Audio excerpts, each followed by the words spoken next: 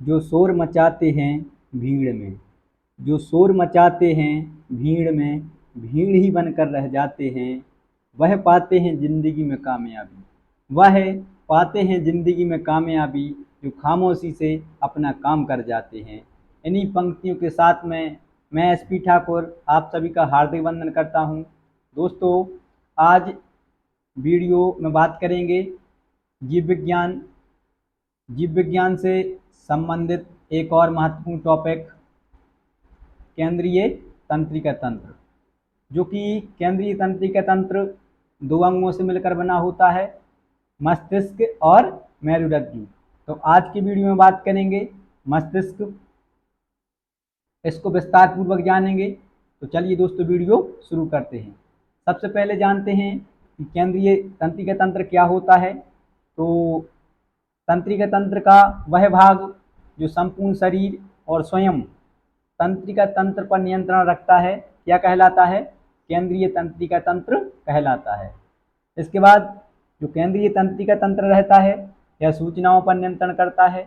तो सूचनाओं पर शरीर का कौन सा अंग नियंत्रण करता है? केंद्रीय तंत्रिका तंत्र। केंद्रीय तंत्रिका तंत्र, जैसा कि मैंने आपको बताया, दो अंगों से मिलकर बना होता है, मस्तिष्क और मेरुरज्जु। तो पहले जानते हैं मस्तिष्क, इसके बाद नेक्स्ट पार्ट में लेकर आएंगे मेरुरज्जु पर विस्तार पूर्वक जानकारी। मस्तिष्क, ब्रेन, इसमें बात करते हैं तो इसमें 100 बिलियन न्यूरॉन होते हैं, जिसमें से केवल 15 बिलियन ही न्यूरॉन सक्रिय होते हैं। कितने बिलियन न्यूरॉन पाए जाते हैं मस्तिष्क में? 100 बिलियन। दोस्तों, जो 100 बिलियन न्यूरॉन होते हैं, इसमें से ओनली 15 बिलियन न्यूरॉन ही सक्रिय रहते हैं। तो यह कितनी उम्र तक सक्रिय होते हैं? तो यह 0 से लेके 5 साल की अवस्था तक, 0 से लेकर के 5 साल की अवस्था के बीच में ही ये 15 बिलियन न्यूरॉन सक्रिय हो पाते हैं। कितने में से? 100 बिलियन न्यूरॉन में से।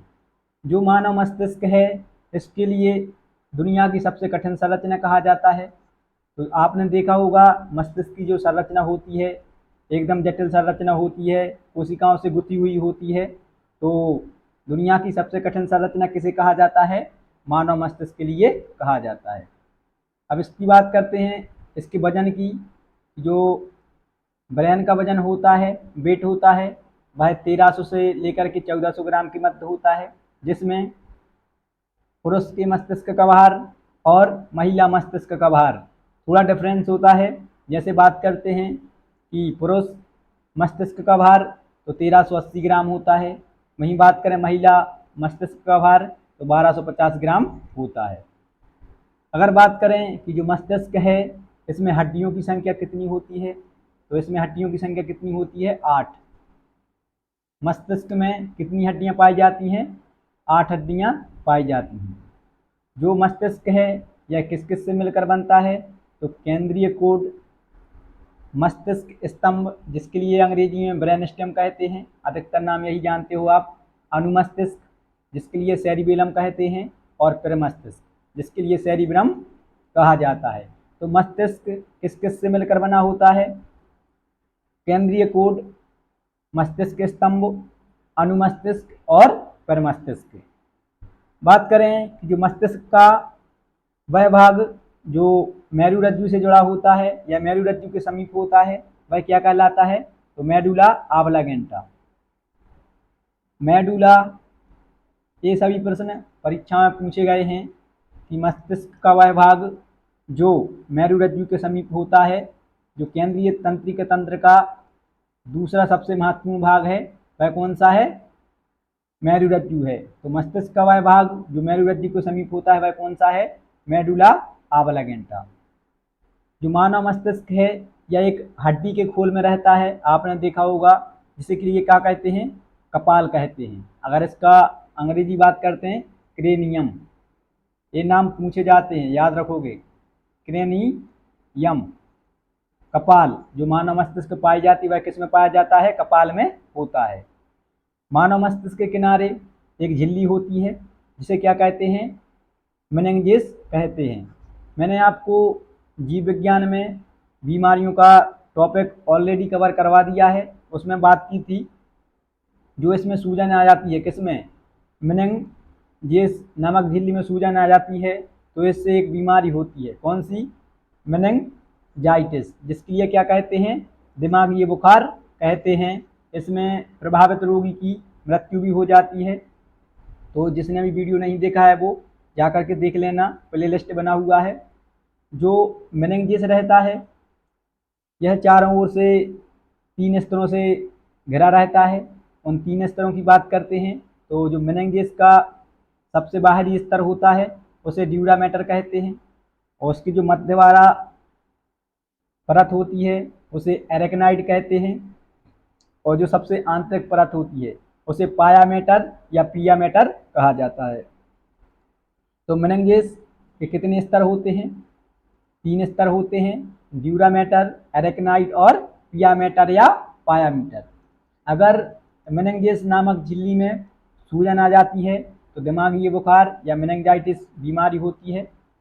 इसमें इम्पोर्टेंट है पियामेटर या पायामेटर, जो ऑक्सीजन तथा फूड सप्लाई करता है किसके लिए, मस्तिष्क के लिए। तो याद रखोगे कि मस्तिष्क के लिए ऑक्सीजन तथा फूड सप्लाई कौन करता है, तो मेनिंजेस का एक स्तर होता है तीसरा वाला सबसे आंतरिक, पियामेटर या पायामेटर, यही मस्तिष्क के लिए ऑक्सीजन तथा फूड सप्लाई करता है। इसके बाद बात करते हैं मस्तिष्क की संरचना, कि मस्तिष्क किस किस से मिलकर बना होता है। तो मैंने आपको बताया है अग्र मस्तिष्क, मध्य मस्तिष्क और पश्च मस्तिष्क। तो पहले बात करते हैं अग्र मस्तिष्क की।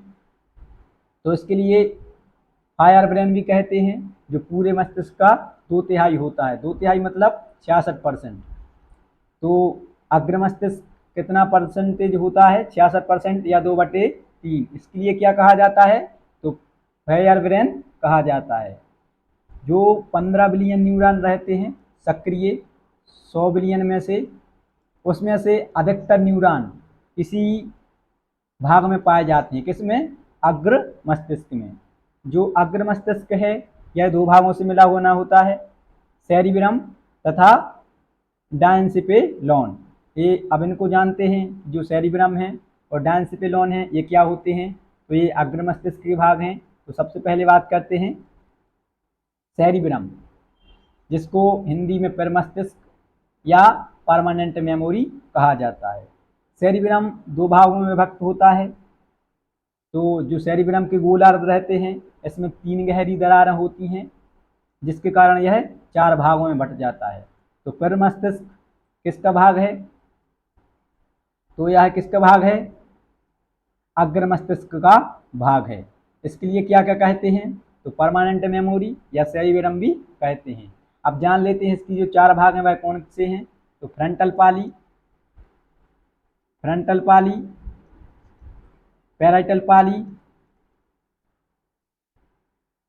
पाली, टेम्परल पाली और ऑक्सीपिटल पाली।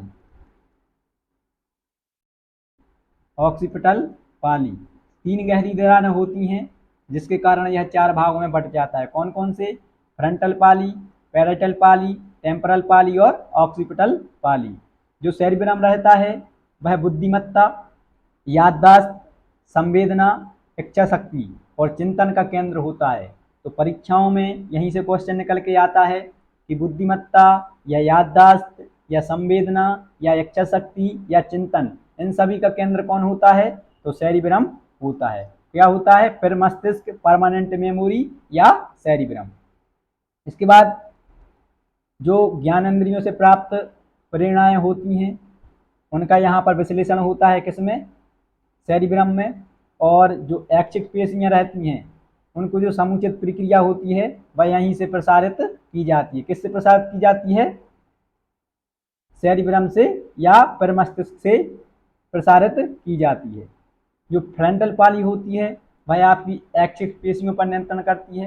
तो याद रखोगे जो सेरिब्रम का भाग है कौन, फ्रंटल पाली, वह किस पर नियंत्रण रखती है, तो ऐच्छिक पेशियों पर, जो आपके हाथ पैर हैं, आँख मुँह है इन सबको देखने में, हाथ पैर चलाने में, उन सब के लिए कौन नियंत्रित करता है? तो फ्रंटल पाली करती है। जैसे बात करते हैं स्पर्श, दबाव या दर्द, जो ये सभी संवेदनाएं हैं या किसके द्वारा ग्रहण की जाती हैं? तो इसका जो दूसरा भाग होता है पैराइटल पाली, इसके द्वारा ग्रहण की जाती हैं। और तीसरी जो दृश्य संवेदनाएं होती हैं आँखों से संबंधित, अगर आप देख पाते हो ये सभी संवेदनाएं, तो कौन नियंत्रित करता है? तो जो ऑक्सीपिटल पाली रहती है अग्र मस्तिष्क का तीसरा भाग, इससे ग्रहण की जाती है। तो ये अग्र मस्तिष्क का पहला भाग था सेरिब्रम या प्रमस्तिष्क या परमानेंट मेमोरी। इसका दूसरा भाग कौन सा है? डायनसिफिलॉन। दूसरा भाग कौन सा है? डायनसिफिलॉन।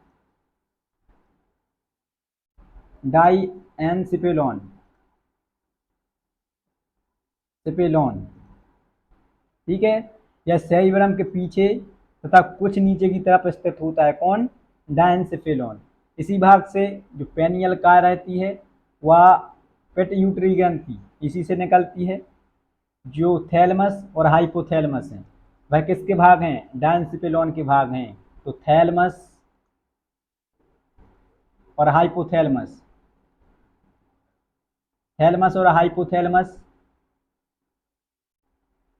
किसके भाग हैं? तो डायनसिफिलॉन के भाग हैं। अगर आपसे डायनसिफिलॉन ऑप्शन में ना दिया जाए तो अग्र मस्तिष्क दिया रहेगा, क्योंकि अग्र मस्तिष्क का भाग कौन है? सेरिब्रम, और दूसरा डायनसिफिलॉन।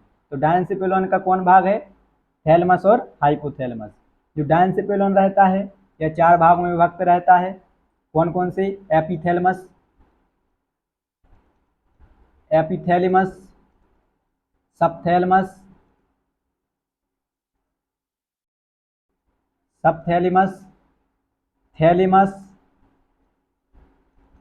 और हाइपोथैलेमस। ये किसके भाग हैं? तो ये भाग हैं आपके डायनसिफिलॉन की। ठीक है। जो एपिथैलेमस रहता है इससे जो पीनियल ग्रंथि रहती है और हैवेन्यूला, पीनियल ग्रंथि और हैवेन्यूला मिलकर बना होता है। और ये दोनों संरचनाएं कौन सा हार्मोन निकालती हैं? मेलाटोनिन हार्मोन निकालती हैं। मेलाटोनिन। तो जो मेलाटोनिन हार्मोन रहता है वह किससे निकलता है? एपिथैलेमस से निकलता है। और इसे निकालने के लिए कौन सी संरचनाएं जिम्मेदार रहती हैं? तो पीनियल काय, पीनियल काय और हैवेन्यूला जिम्मेदार रहता है। जो हार्मोन मेलाटोनिन है ना, यह शरीर की दैनिक क्रियाएं जैसे कि नींद को विनियमित करता है। शरीर की दैनिक क्रियाओं और नींद को विनियमित कौन सा हार्मोन करता है? तो मेलाटोनिन हार्मोन करता है। और यह कहाँ से निकलता है? तो एपिथैलेमस के पीनियल ग्रंथि और हैवेन्यूला नामक ग्रंथियों से निकलता है। इसके बाद बात करते हैं थैलमस। तो थैलमस दो अंडाकार संरचनाओं से निर्मित होता है, जो दर्द, ठंडा और गर्म को पहचानने का कार्य करता है। तो दर्द, ठंडा तथा गर्म को पहचानने का कार्य कौन करता है? थैलमस करता है। ठीक है। इसको प्रसारण केंद्र भी कहा जाता है।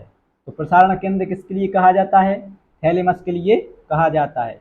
इसमें ओनली गंध को छोड़कर जो सभी सूचनाएं होती हैं वह बलकुट से लेकर के थैलेमस में रुकती हैं। उसके बाद में ये अपने लक्ष्य तक भेजी जाती हैं।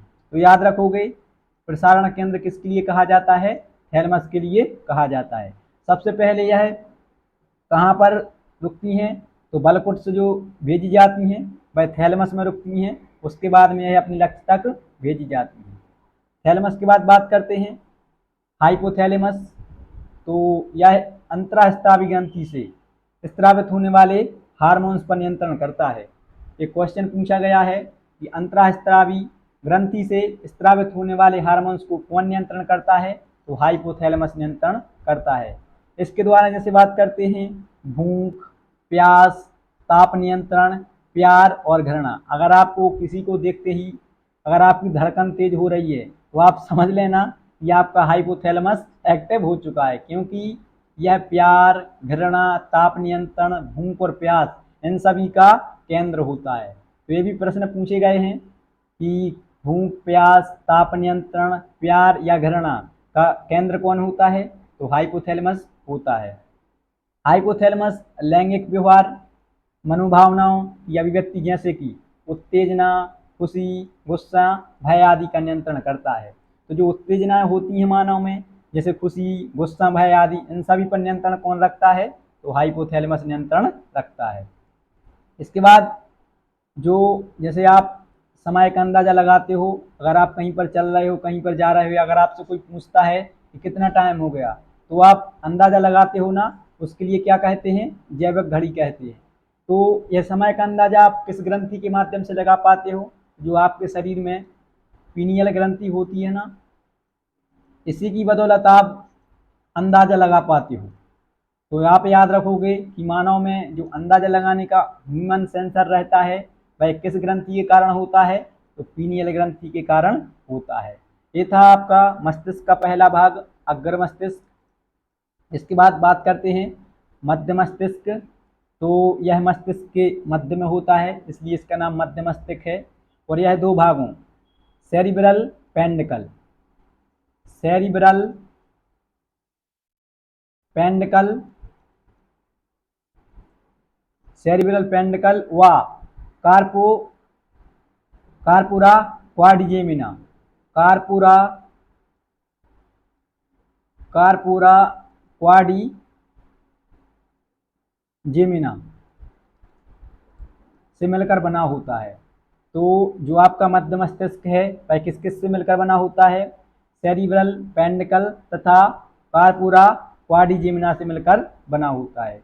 जो सेरिब्रल रहता है सेरिब्रल पेंडिकल यह तंतुओं का बंडल होता है जो सेरिब्रल कॉर्टेक्स को मस्तिष्क के अन्य भागों तथा मेरुरज्जु से जोड़ता है।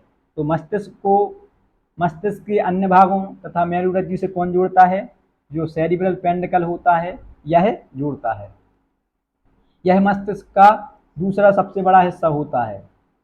ठीक है। जो आपका कार्पुरा क्वाड्रिजेमिना होता है यह देखने और सुनने का केंद्र होता है। तो देखने और सुनने का केंद्र कौन होता है? कार्पुरा क्वाड्रिजेमिना होता है। यह किसका भाग है? मध्य मस्तिष्क का भाग है। किसका भाग है? मध्य मस्तिष्क का भाग है। इसके बाद जो सेरिब्रल पेंडिकल है यह स्पाइनल को मस्तिष्क से जोड़ता है। ये भी याद रखोगे आप कि स्पाइनल को मस्तिष्क से कौन जोड़ता है? तो सेरिब्रल पेंडिकल जोड़ता है। और यह किसका भाग है? ये मत भूलना मध्य मस्तिष्क का भाग है। इसके बाद बात करते हैं मस्तिष्क का सबसे पिछला भाग पश्चिम मस्तिष्क, जो कि मस्तिष्क का सबसे पिछला भाग है। यह सेरिबेलम और मेडुला ऑब्लांगेटा का बना होता है। तो सेरिबेलम तथा मेडुला ऑब्लांगेटा से मिलकर कौन बना होता है? तो आपका पश्चिम मस्तिष्क बना होता है। सेरिबेलम का मुख्य कार्य क्या रहता है? शरीर का संतुलन बनाए रखना। तो शरीर का संतुलन बनाए रखने के लिए कौन जिम्मेदार होता है? पश्चिम मस्तिष्क का सेरिबेलम भाग रहता है। यह शरीर के संतुलन बनाने का कार्य करता है।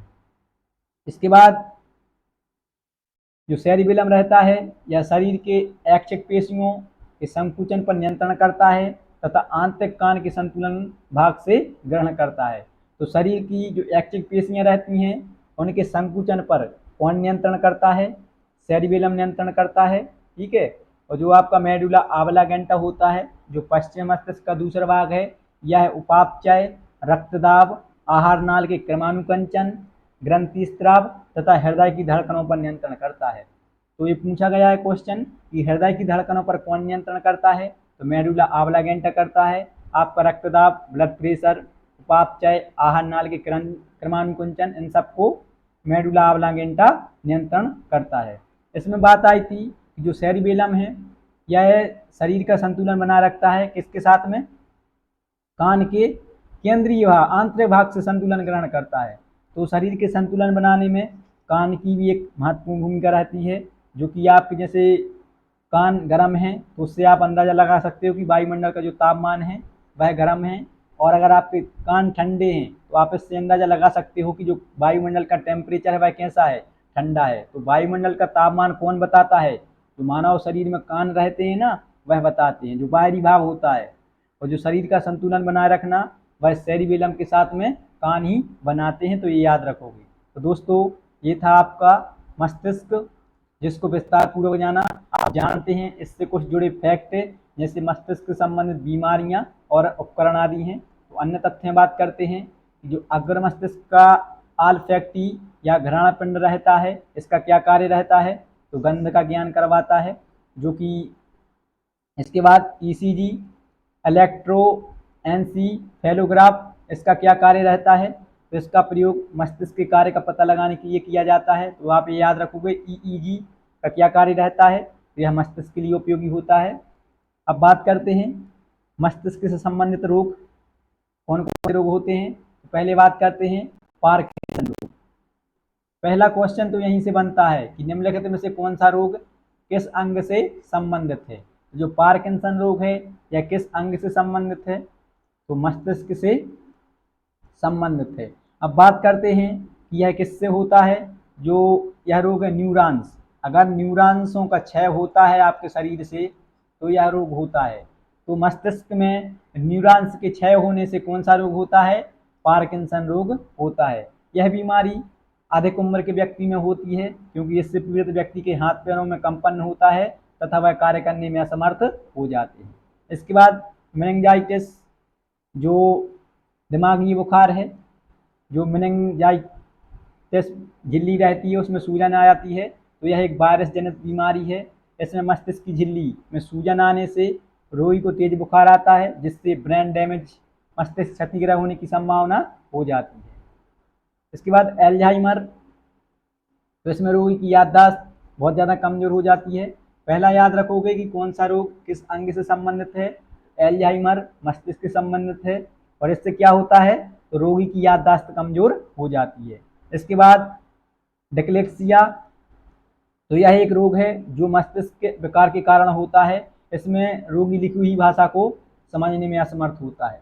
तो लिखी हुई भाषा को समझने में असमर्थ होता है किस रोग के कारण, डिस्लेक्सिया के कारण। और यह रोग किस अंग में होता है, तो मस्तिष्क में होता है। तो दोस्तों ये थी मस्तिष्क पर संपूर्ण जानकारी। आप इवन यूपीएससी से लेकर किसी भी एग्जाम में बैठ जाना, अगर मस्तिष्क से क्वेश्चन आता है तो इससे बाहर नहीं जाएगा। तो मैं आशा करता हूँ कि आप सभी के लिए जानकारी अच्छी लगी होगी। अगर आप सभी के लिए जानकारी अच्छी लगी हो तो वीडियो को लाइक और चैनल को सब्सक्राइब कीजिएगा। वीडियो को ज़्यादा से ज़्यादा शेयर कीजिएगा। मिलते हैं आप सभी को नेक्स्ट वीडियो में, तब तक आप सभी के लिए जय हिंद।